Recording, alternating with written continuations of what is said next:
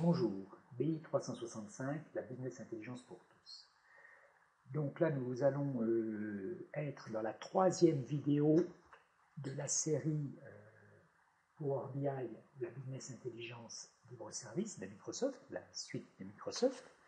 Donc, troisième vidéo sur 7 qui vont arriver petit à petit. Donc, dans celle-ci, nous allons découvrir Power View. Donc, Power View, c'est un élément du menu d'Excel 2013 qui vient apporter des possibilités de data visualisation. Alors, qu'entend-on par data visualisation? C'est donc pouvoir représenter sous forme de graphiques, de tableaux, de cartes, les données qu'on a modélisées avec Power Pivot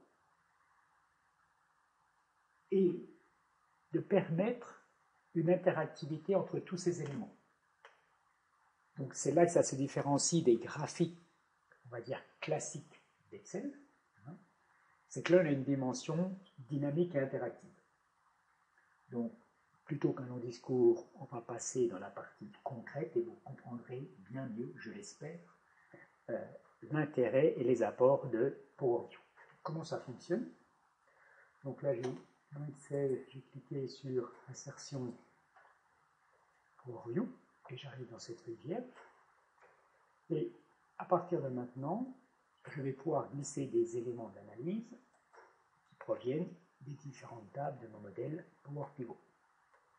Modèle que nous avons construit dans la vidéo précédente à l'aide de Power Pivot et de Power Query. Donc je vais par exemple importer une liste des commerciaux. Donc je prends par exemple le nom des commerciaux, je pose tout simplement là, j'ai ma liste, je vais l'agrandir et la déplacer sur ma feuille. Et je vais voir les montants, donc je vais aller dans un tableau de facture, je prends maintenant la somme montant et je vais rajouter. Voilà, donc là j'ai une présentation de mes commerciaux avec le montant. Par contre, pas d'indication pour l'instant de date, d'année correspondante, donc je vais rajouter la notion d'année, donc je vais prendre l'année, je la 10, et je vais décider que mon année, je vais en faire un segment pour pouvoir piloter mes données.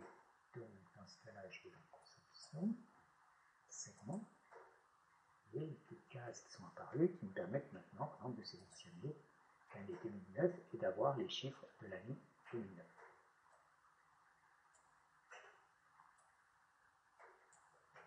Je peux donc ici et descendre un petit peu celui-ci. Voilà. Je vais maintenant insérer, par exemple, les marques de véhicules. Et là, j'ai fait un graphique. Donc, je vais mettre pour l'instant toujours le montant.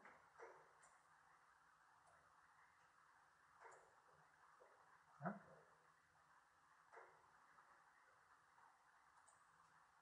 S'il n'y a pas d'information, c'est à 0.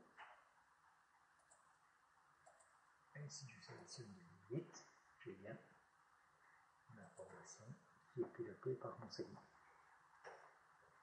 Cette information-là, je peux la transformer en graphique, histogramme par exemple. Là, donc, j'ai un histogramme. Chaque élément peut être déplacé dans la page.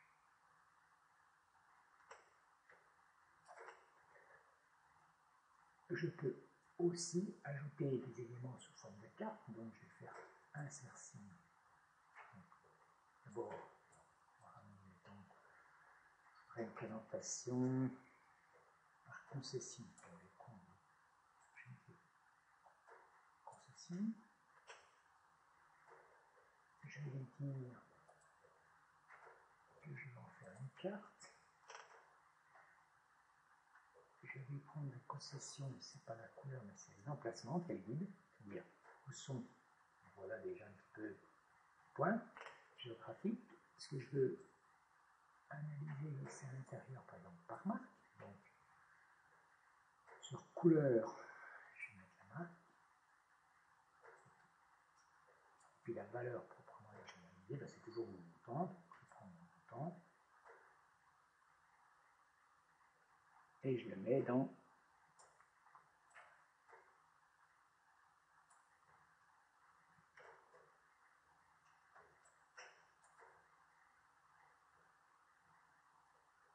voilà.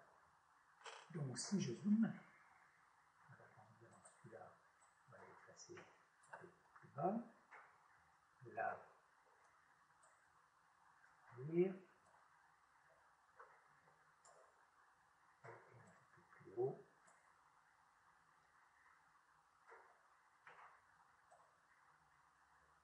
Voilà, donc là j'ai vu ma carte avec, on voit par exemple les différentes marques qui constituent mon camembert.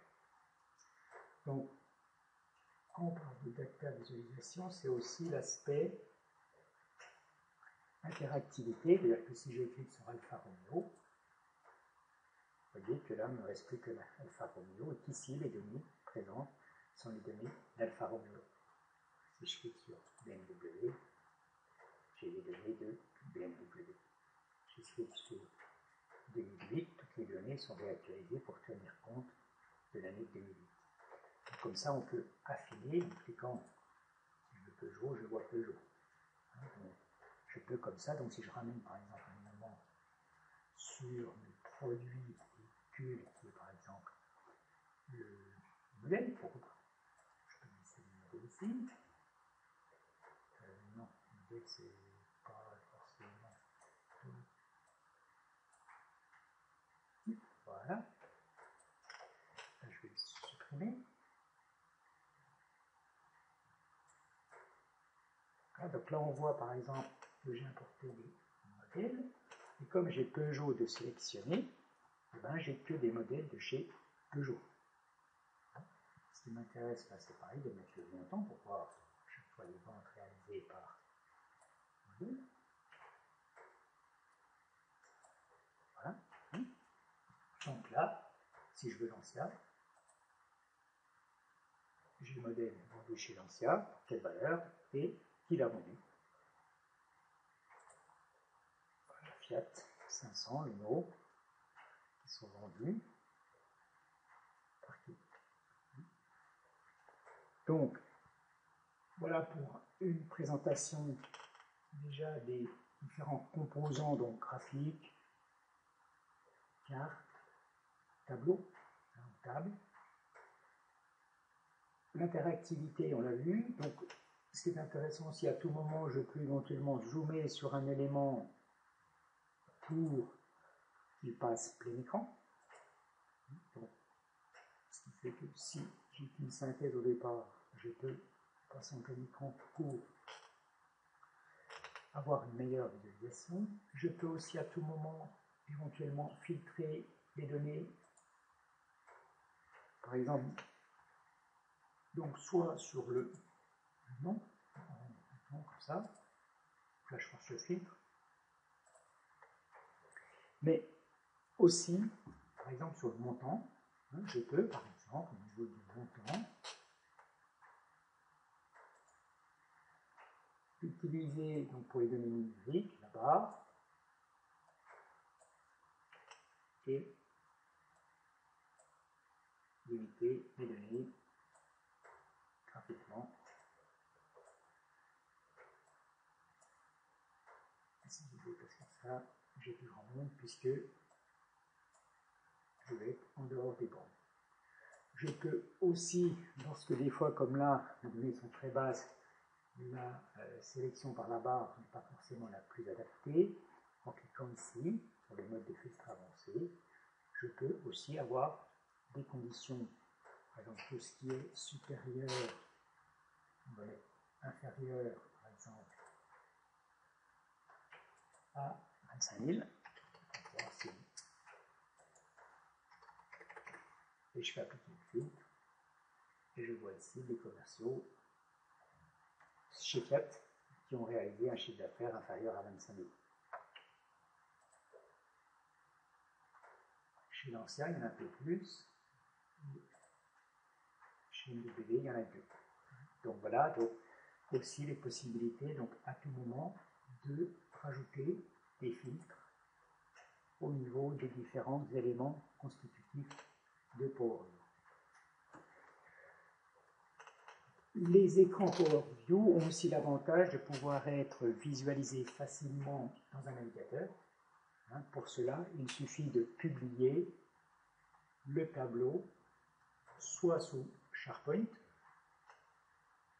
soit sous Office 365, où là ça permet notamment aux PME de s'affranchir de la mise en place d'une infrastructure SharePoint, et avec un simple abonnement de quelques dizaines d'euros, d'avoir une infrastructure SharePoint dans le cloud et de pouvoir publier ces tableaux Power Pivot et donc les éléments PowerView par exemple.